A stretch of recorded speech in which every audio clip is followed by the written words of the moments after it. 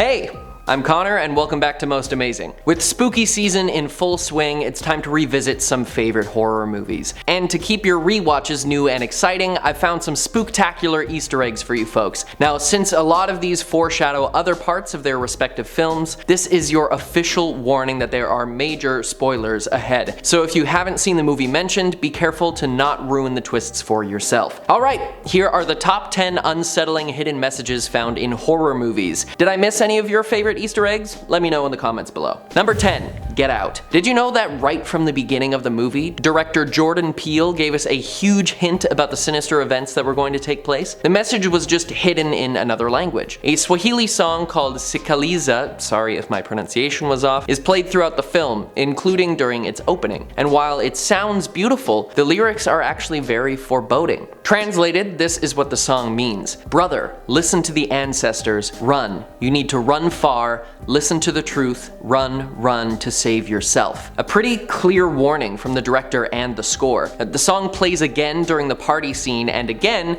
when Chris looks at the deer head on the wall, implying that he needs to run or he would be their next trophy. Before we move on to our next entry, give those like and subscribe buttons some love if you're enjoying the video so far. Number 9. Bride of Chucky. In the, some would say, disappointing 1998 movie, there are several references to some classic horror movies, all of which you'd be better off watching than this one. In the evidence locker where Tiffany goes to get Chucky's remains, you can see relics from some of the best horror villains ever. Jason Voorhees' hockey mask, Michael Myers' mask, Leatherface's chainsaw, and Freddy Krueger's bladed glove. Does that mean that all of these movies take place in the same universe? There are plenty of small nods in each of their series to each other, so this is either a love letter to classic horror or an attempt to create a joint universe. Number 8. Scream, 1996. The original Scream changed the game when it came to horror flicks, mixing in a fantastically played out mystery with meta-commentary on horror movie tropes puts it at the top of many people's greatest of all time lists, and this clever little Easter egg fits right into those themes. In one scene, Randy Meeks,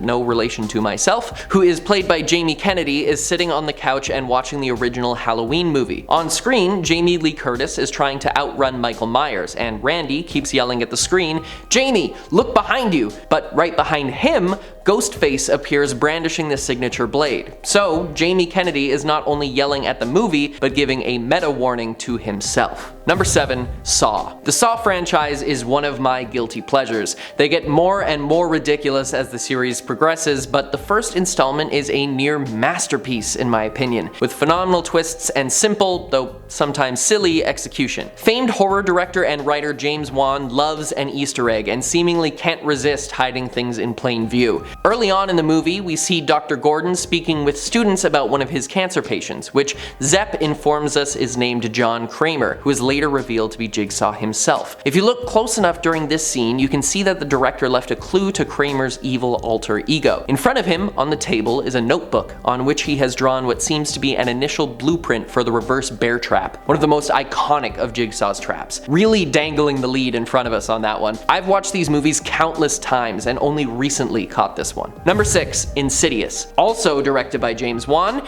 Insidious has many Easter eggs that will leave you pausing and rewinding. Chief among them is an early appearance of the Ghost Boy. When we are following the mother around the house as she does chores, she has a run-in with a terrifying ghost that runs and dances through the house, scaring her half to death. But just before she sees the boy, the audience gets a quick sneak peek. In the laundry room, you can just barely make him out standing under the coat rack before the camera pans away, and he appears again seconds later in a totally different spot. There's another hidden message here left by the director hinting back to Saw, as America's sweetheart Patrick Wilson's character sits in his classroom. On the blackboard behind him is a detention list where the director's name is written with double detention. What did you do, James? And right under that is a crude drawing of Billy the Puppet, Jigsaw's tricycle driving mascot. Number 5. The Conjuring 2. Another movie starring America's sweetheart Patrick Wilson. Don't question it, it's just a fact. But this time he is playing an investigator, Ed Warren, and not the one being possessed. The main villain of the movie is a ghostly demon taking the form of a nun named Vecna, and while the name is revealed later in the movie, it is also hidden multiple times early on. It can be seen being spelled out on the kitchen windowsill, on a bracelet being made, and on the bookshelf of Lorraine Warren, truly showing how much Vecna has infested their world. Also, guess who directed this one?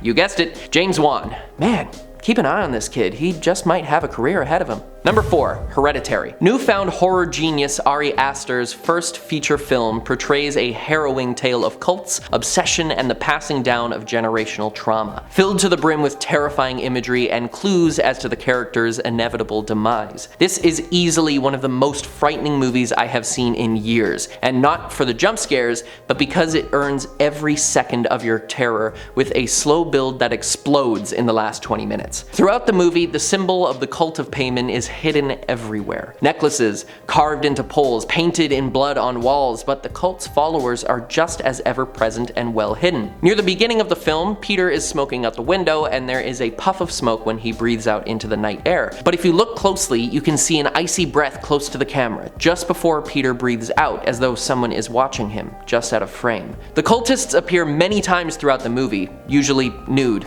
Weirdos. They're hidden behind a pillar in the attic, and in a blink and you'll miss it moment surrounding the entire house when there's a smash cut from day to night. Really creepy knowing that they're watching the horrifying events unfold from the shadows all the time. Number 3, The Thing, foreshadowing. The Thing is actually going to take up our number 3 and number 2 spots today, and as a true masterpiece of horror, rightly so. The first hidden message in this fantastic film comes in the very first scene, when the Norwegian helicopter pilot is chasing after a dog, shooting wildly and yelling at the research team, but as none of them speak his language, he's mistaken as having gone mad, and after missing the dog with a shot from his rifle, the team shoots the pilot and the movie starts with a bang. What they didn't know, and what the director didn't want you to know, without doing some work anyway, is that the pilot was actually giving a warning to the science team. When translated, this is what the pilot yells just before he's killed. "Get the hell out of there, that is not a dog, it's some sort of thing, it's imitating a dog, it isn't real,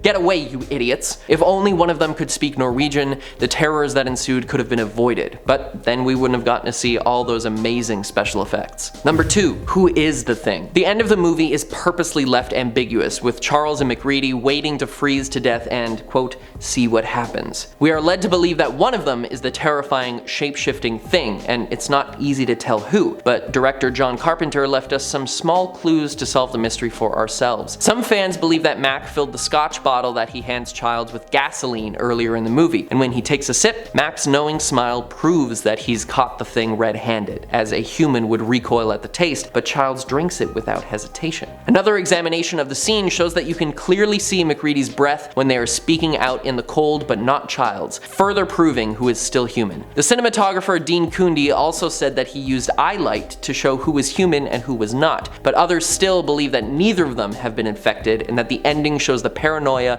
and obsession dooming the human race as the monster lies in wait for its next victims. And finally, our number 1 spot goes to Ari Aster's Midsommar. This beautifully haunting film sees a young woman who is held back by the traumatic deaths of her family, traveling to Sweden with a friend to participate in a once-in-a-century festival in their village. Things go absolutely off the rails from there, and I don't have time to explain everything, but I don't have to, because the director left the entire movie's plot in plain view from the very beginning. The movie opens with a tapestry, which appears to show the passing of the seasons. But if you look closely, after a rewatch, you can see many of the movie's events played out right there. From the loss of Danny's family to people leaping to their own deaths, it seems that it was all predestined. There are other murals in the bunkhouse which show some more specific images, like the mating ritual and the burning bear, showing how absolutely nothing has been in the main character's control the whole movie. Heck, there's even a painting in Danny and Christian's apartment of a girl in a flower crown kissing a bear, their final fates in the film. There is so much more hidden imagery in this movie that relates to past trauma,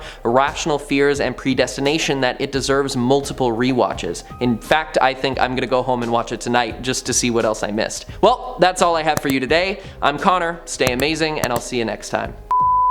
Oh. One of these days you'll have the headset on, you'll be able to hear my sternum crack into place. You can hear it when you do like the one where you roll like that. Oh, this one? Oh yeah, you can hear that, not on the mic, but just from like in the echo of the room. Hell yeah. I have an old dance injury where I popped out 3 vertebrae, 2 ribs, and my sternum.